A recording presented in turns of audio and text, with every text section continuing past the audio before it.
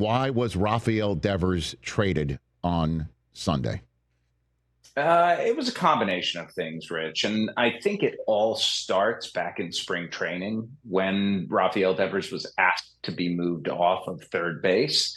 And he said, no, I don't want to do that. He's been a third baseman his whole career. And even though Alex Bregman is an objectively better defensive third baseman, the communication throughout the winter with Devers had suggested that he was in no danger of being moved off the position. So you start with that poor communication.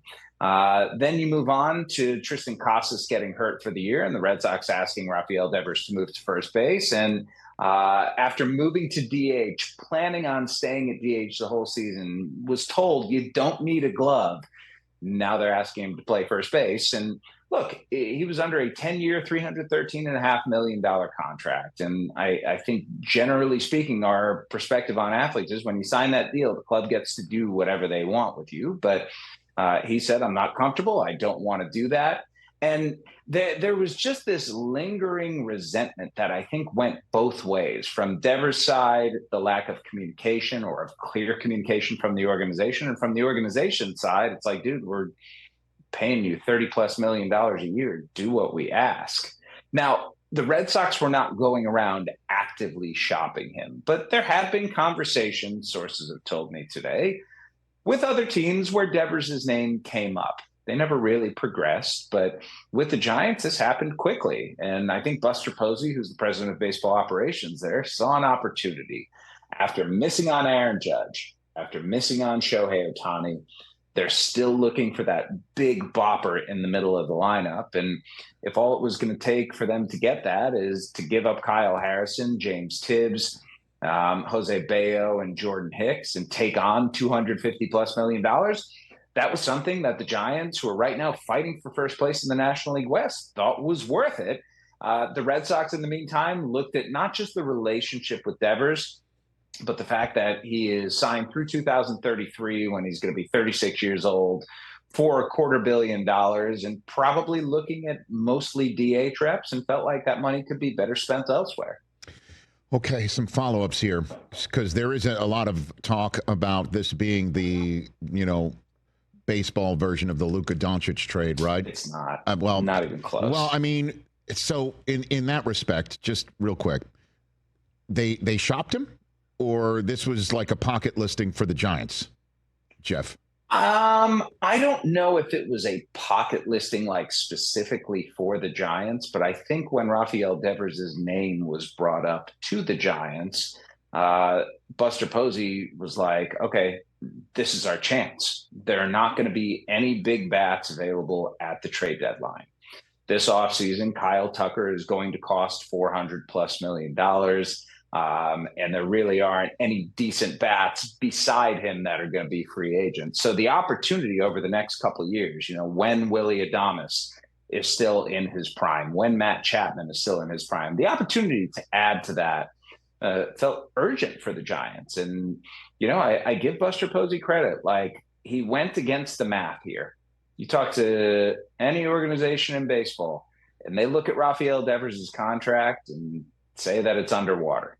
And moving a guy like that, Rich, it's a difficult thing to do because so much of the money needed to be taken on. And it was mitigated in part with Jordan Hicks' contract, which is about $30 million left on it. But even so, it's a $200+ million commitment for a guy who could presumably wind up spending the vast majority of his bats as a designated hitter. And that's a contract where if you were out in free agency asking for $200+ million for a DH only, chances are you aren't going to get it. But right now, he fits the Giants perfectly. And the real question, I think, for Red Sox fans and for the Red Sox themselves is, how much do you care about 2025? How important is this season to you? Because you're sure not treating it like it's important when you're trading your best player. Well, and in that regard, another way this wouldn't be like the Luka trade is Luka wanted to stay and was stunned. Did Devers say he wanted to go? Is this potentially something that we don't see? We only see the tip of the iceberg, that, Alex Cora was managing his head off here and there was no hint of it publicly, but behind the scenes, it was untenable. Jeff, is that possible? It depends who you talk with about the formality of a trade request. I don't think there was a specific trade me situation with Devers. I haven't gotten that, but I think both sides recognize that the relationship was not just fractured, but straight up broken and irrevocably so, it turns out. And Rafael Devers, he loved Boston. He loved playing for the Red Sox. But one thing, Rich, that we've seen again and again and again is that when players are on their way out in Boston, tends to get kind of nasty. And this is one of those situations where I think inside the clubhouse and in the front office, they were just tired of it. Like, we're paying you this much money and you won't even try to learn a position that would help your team win during the season. Like, really? That's the guy that you are? That's not the guy that we thought we were signing when we gave you $300 million. But I get Rafael Devers' perspective too.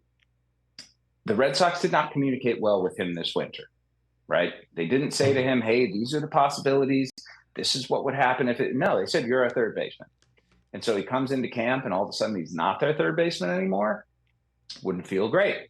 But hey, you're going to stick at DH. We're not moving you off that. That's the plan. And then they go back to him and say, well, actually. And anytime a sentence starts with, well, actually, it doesn't tend to end with something that you want to be hearing. So, when it breaks down like that, Rich, repairing a relationship like that is extremely difficult. And I think the Red Sox saw this as an opportunity not only to get that off the team, but also to get the money off the team. Now, is that right? Is that smart? Is that worthwhile? Remains to be seen. And a lot of it depends, I think, on how Rafael Devers ages. Catch the Rich Eisen Show live weekdays from 12 to 3 p.m. Eastern on Roku Sports Channel in the U.S.